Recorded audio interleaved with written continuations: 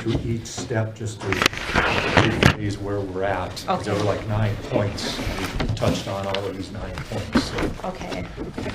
Dot and I have about 35, 40 minutes. Okay, so Okay. these first few will go quick here. Okay. We didn't want to let us see that.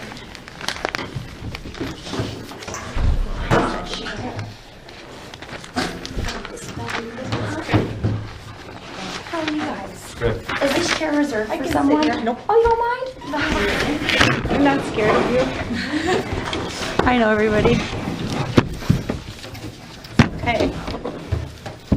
I think Emily maybe doesn't know everybody. No, I don't. And Emily, I guess I wasn't expecting you, being you weren't in on the last meeting. The reason I got special permission to be in on this one, just so I'm kind of getting everything firsthand. Okay, okay. The reason Emily wasn't on the first one, she's not part of the union, and we didn't know that she could be. Okay. Okay. So, Okay. Do you want- I'm Emily. It's nice to meet you all. Okay, Irv, Director of Community Action. Julie. Yeah, we, You know everybody. You know Lyle? Lyle Smith Lyle's from the high school. from the high school. DA, I have no opposition. I'm Doc Sullivan, Superintendent. Dot Martin, Director of Student Services. thank you. It's nice to officially meet you all. Okay, so do we want to go by points, or I don't know where we want to pick up from where we Go ahead. left off? Starting with, we Well, go through? let's, Okay, so we're looking at the school day as being 8 to 3:45, and I think we all agreed on that, with coverage in the classroom starting at 7:45 to 7:45. Okay? Lunch break, 30 minutes. We talked about, it's doable, 45-minute breaks over lunch, but 45-minute lunch break, but then no morning break, no afternoon break, and that would apply for Monday through Friday, because Fridays were definitely days where teachers adjusted and usually took an hour on Fridays. So that's what you're agreeing to? 45-minute lunches with no morning, no afternoon breaks, Monday through Friday? I think we want to listen to what's proposed, and then we will meet and discuss together. That's what we're here for today. Yeah, I thought that was the whole reason of this meeting.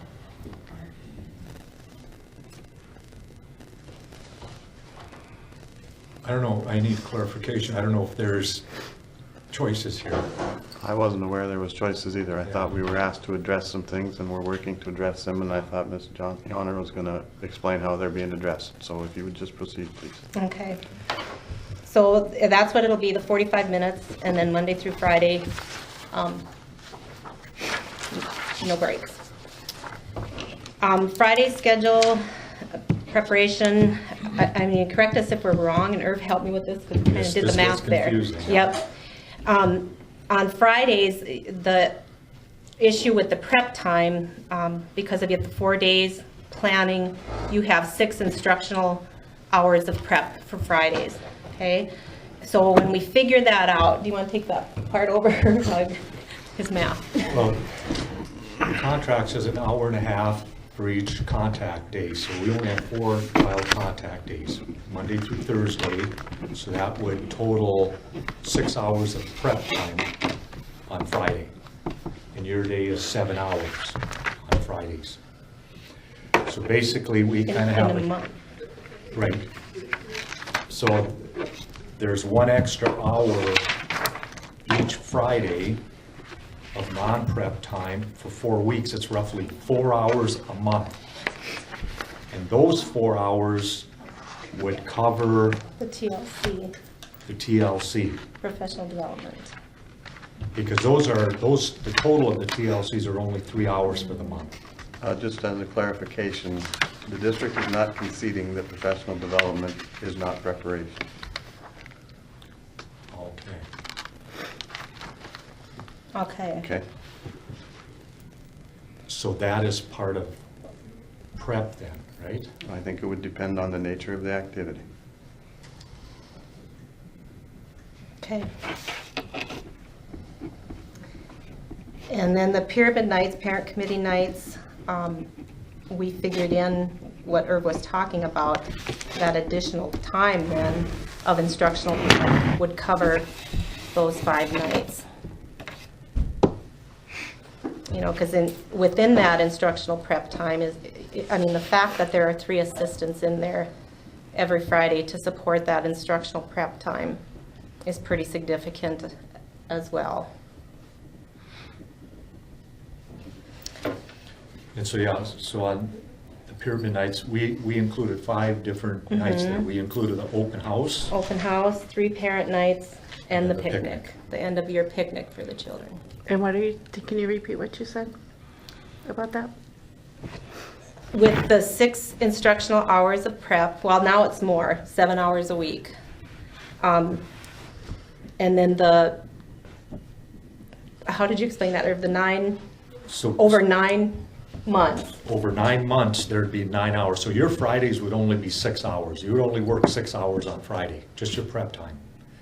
And then that extra hour, you would have to float into these evening. So you're saying Yes. we could leave early on Fridays? It would be a 6-hour, well. A it would be 6-hour day 6 on Friday and then those hours would be used for Would be night your, and if- hours? is that, we Right. discussed those, that hour you would add up would be those evening hours. Right. Because those evening hours, we figured, how long is each session? Hour and a half. Hour and a half, so we have 5 sessions times hour and a half. That's 5, that's 7.5 hours. And this extra hour every Friday for 9 months would be 9 hours. So then on Fridays, we could leave at one time. I don't think That's what you Mr. need Brennan to is know. saying every Friday. Not every Friday. He's saying 1 Friday a month.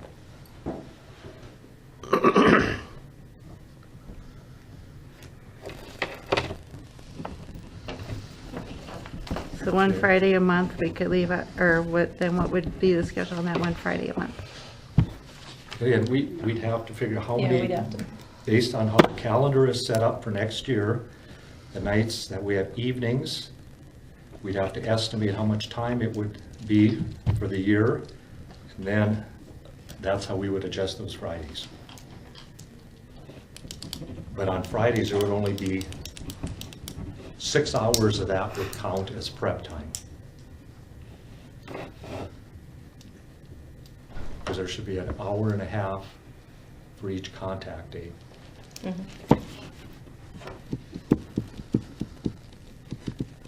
Okay,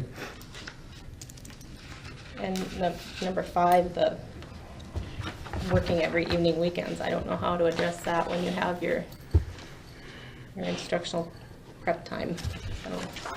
I don't know what to say to that one. And the home visits and conferences, that is something we said we're tracking so that we know exactly how much time you are working, because you get comped for those 14 hours. So we would offset based on exactly the actual time worked for, you know. So that would vary by 14 hours.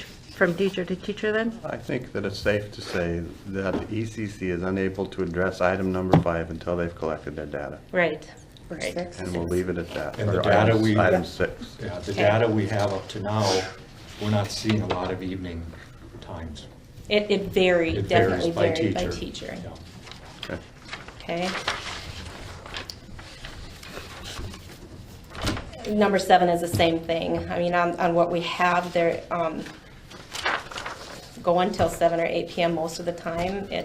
We have to collect the data on that. That wasn't, We're not seeing we it, didn't so- see it, so. Okay. I think we talked about number 8 as well. Could I make a comment on 7? To help collect the data, should we be tracking the hours that we're working after school? Like it kind of like keeping like a time This sheet is of the for extra home- hours? Home visits and concerts. Just for home visits, And not that's what generally you're, throughout you the school already year? are asked to Okay. turn in for your, Okay, I thought it was talking about that generally throughout ongoing the school monitoring, year. yep. And number 8, I think we talked about that already.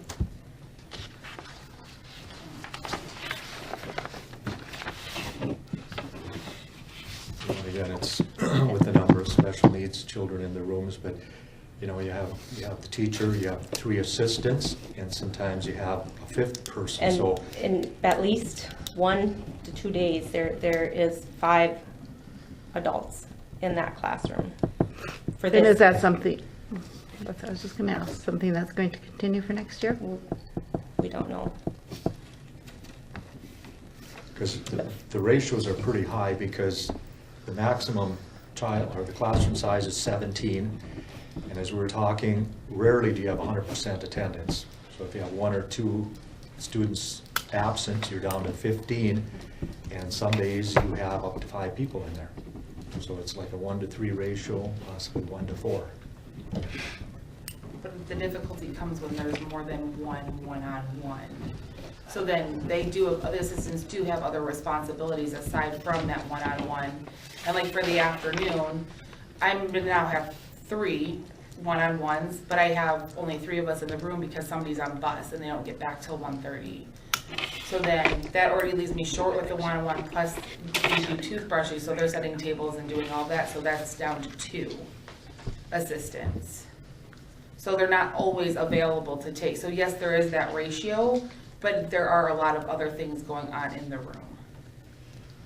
And then I guess my point of that was too, was because of some of the severity of the kids in those rooms, you're not able to get through lessons or teaching because kids are screaming or yelling, or, you know, we're requiring them to be at the rug and other kids are covering their ears. That's my big, when my kids are frustrated, that's when I'm like, hey, okay, let's all take a deep breath, calm down, but they're frustrated because they're done hearing it.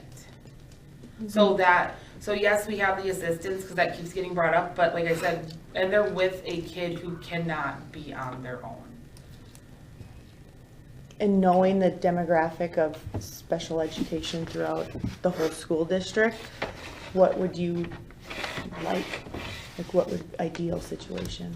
Well, like Lee had mentioned at that last one, like how there's like the leveled rooms, and so, which we don't have the space for, I know, but I mean, that would be optimal, because like I had said, those ones that are there for that social, emotional, I would welcome them at work time or meals even, you know, and they would have their assistant with them.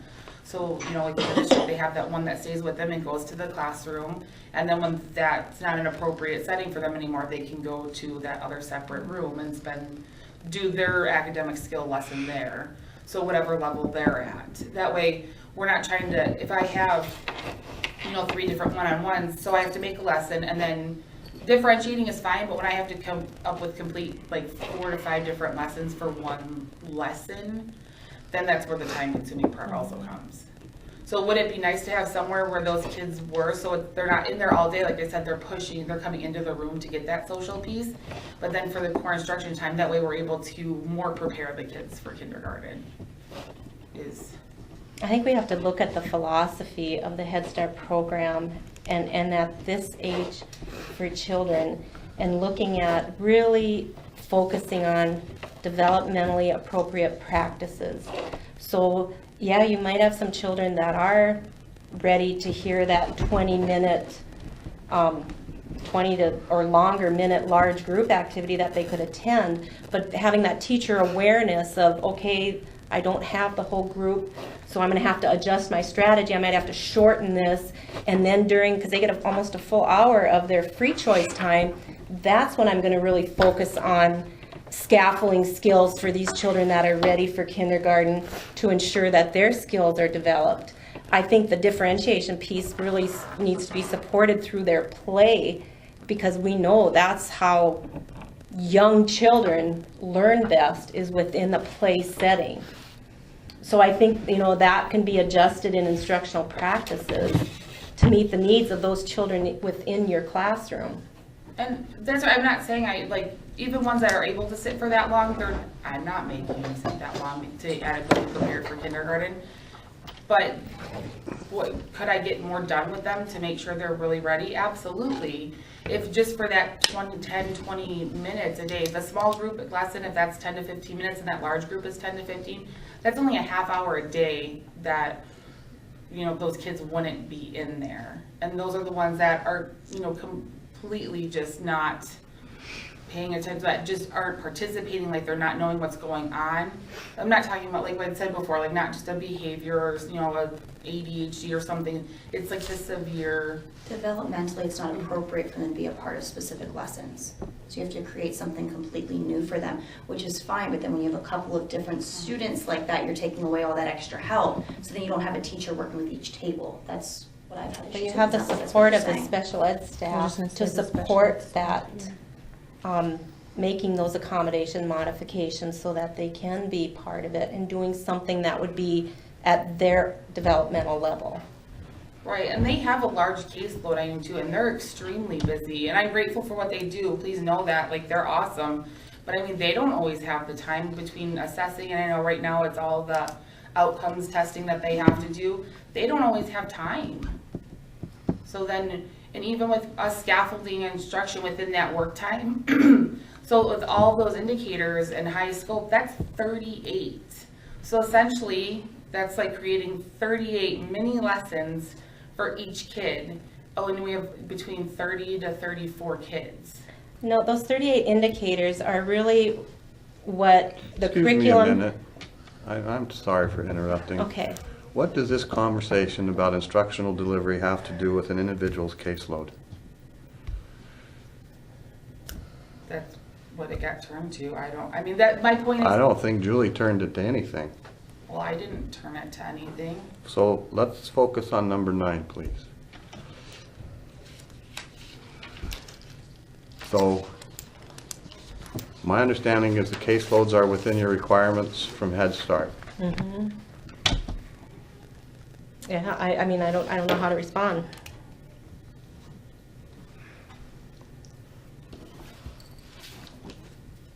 And I know as a program, I would say within the state, I could speak, we have the highest student adult ratio in the state. And I don't know how else to address that. I mean, we have budget constraints that we need to live within. We have X amount of dollars. So it's not like we can raise mills or valuation. We have no control. We get a set federal allocation. We apply for the funds, and that's what we get. And so we budget it out as best that we can. But we did add some additional positions this year, and next year we will also be adding additional positions. So there'll be additional speech-language pathology support for the center, and there will also be, and the plan also is to have more direct special education support. And we have another I know a couple of ECC. points ago, we were talking about that extra help in the classroom, so you're saying we will have that extra help, or is that still up in the air, we don't know? The positions have been approved. Actually, Okay, so we are- Yes, okay. actually, Susie, I'm sure most of you have met Susie. Susie has signed her contract for next year. Oh, okay. So she'll be at the Early Childhood Center next year. And then we also are looking at, one additional DPS, early childhood teacher, but then also making a change in one of the positions here to more of an assessment position with more limited consultation, so that with the idea being that there'll be 2 people that really don't have much in terms of assessment responsibility that are working with the classrooms on a regular basis. Okay. So then that- Which should really be the thing that I would guess you would notice the most.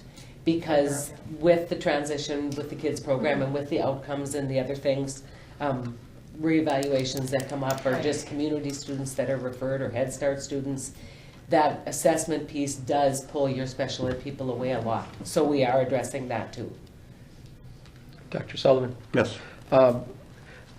So there are 3 different areas, and there are 3 different people there's no one boss here. There's no one office to go to for all the answers. Is that what I'm safe to assume? I haven't, that's the first time that you have made that or that just comment wondering. from you is the first time I've heard that. Well, I'm just wondering Julie is in because, charge of this building. okay. So if she needs help through special needs, then does she go to Julie or does she go, I mean, Jennifer's the director of the Early Head Start Center. That's Early Head Start. She's the director of all. Julie is the education coordinator Okay. for Head Start. Building administrator for Early Head childhood Start, center. yeah.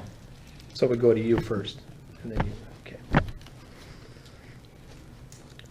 And special ed's always available, like if I do have a question, Cheryl, any of them I can go to easily, so if it is a specific like special ed question, I do just go directly to them. Mhm.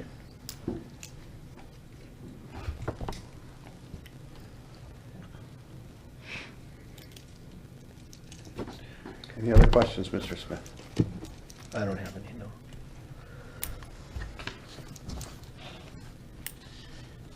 You know, and there too, we're trying to do the best that we can to serve our children and families. We've always done that.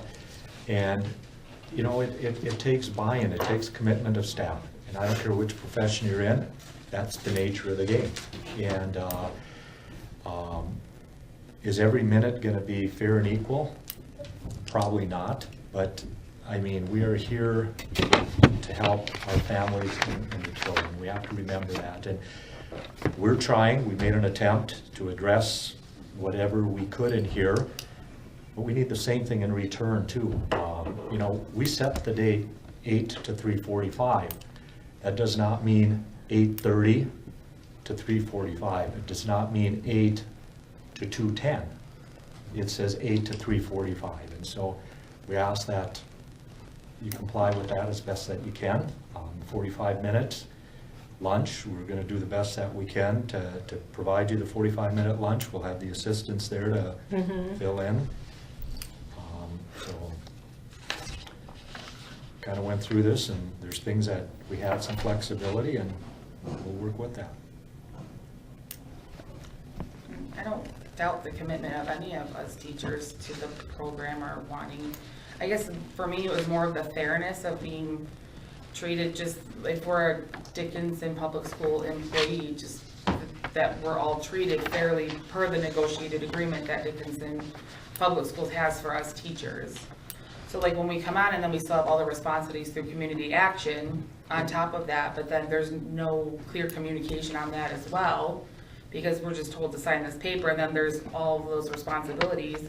Well, public school employees don't have all of that additional paperwork. And yes, I get that we have the Fridays, that keeps coming up, but there's still a lot more to just prepping. Like I said, the assistants do a lot more than just getting things ready for the next week. But I don't doubt that, I mean, all of us are here on time so that comment kind of ensued that we weren't committed to the program or that we're not here on time, and I wouldn't say that. And I think we're all trying to work, I mean, none of us want to like defund heads, like that's not our goal with this, we just want to be treated fairly. Or at least I do, I guess I shouldn't talk for everyone. But just, you know, having an open communication and just being treated the same as, because we are, my contract says preschool instructor, it does not say Head Start teacher. A Head Start teacher is a preschool instructor. Right, but it wasn't specific to, that's what I was I just. see what you- Yeah, without Head Start, there wouldn't be a preschool instructor position if they hadn't contracted back in 1999. Right, and I didn't know when I was put over here that I would have all these additional things that I'd have to do that require. And like I said, I'm all about being committed to families. It's when comments get made to us, and we've talked about it, we've all heard the comments about how teachers should come in and work in the summers, and how teachers should do things on the weekends, and that's when it's, yeah, we're all not, like I said, not doubting our commitment to the families and kids, and we do those things, but when it's just gone unappreciated, and comments like that get made to us, then it's, I mean, I guess that would be. We do have another thing that we want to talk about, if it's okay. We would really like clarification on the supervisor role.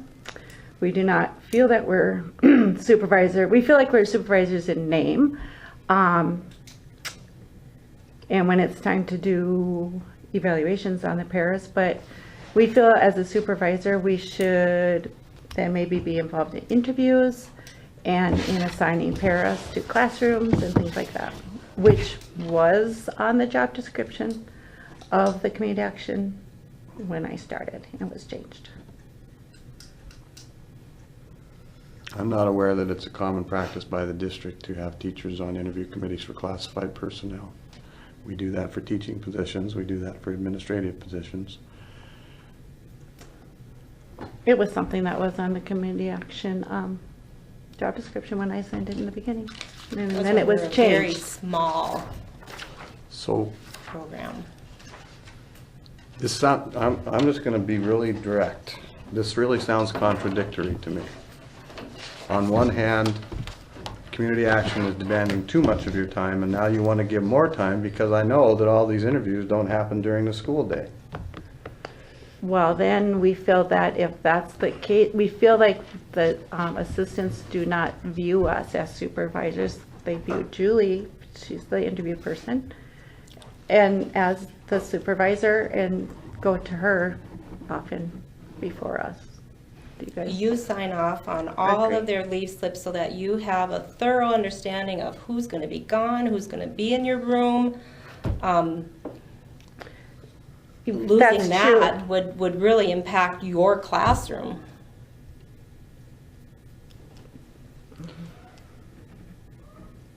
I think it's safe to say that it's not a clear line of demarcation, that everything has to go through the teacher or everything has to go through Julie. What it requires is for people to sit down, visit, and identify those things that individuals are going to do. And I don't know if this conversation has been had with Mrs. Johnner before. And if it hasn't, it's not appropriate to bring it up in this room. It has been had before. The supervisor? About being in on interviews? Well, again, I'm not familiar with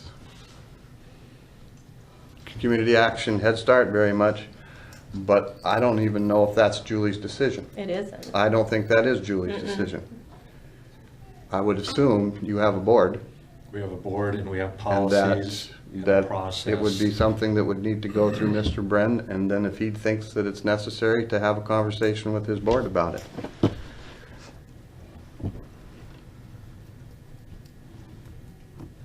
Does that help? Give you a place to request redress?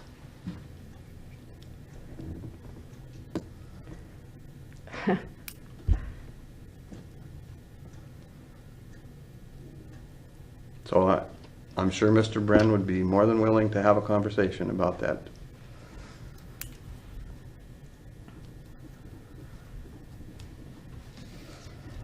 Because standard practice within our agency, it's HR is involved in interviewing, and then the administrators of the programs. No different than our other departments, let's say our construction departments. It's the administrator of that department that interviews with HR. Even the foreman isn't in on the interviews. You know, it takes everybody away from the job, is what it is. And we need the teachers in the classrooms.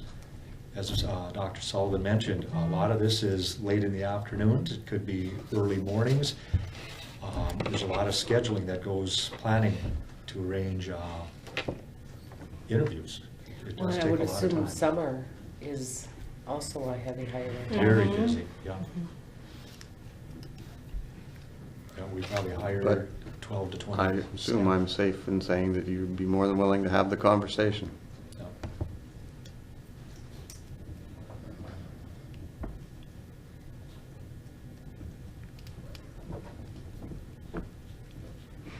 Anything else, Mr. Smith? No. Well, hopefully, This will help to open up some lines of communication that have been indicated that need some mending.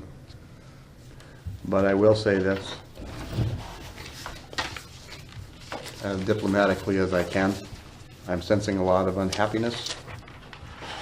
And when that happens, sometimes individuals need to make career choices.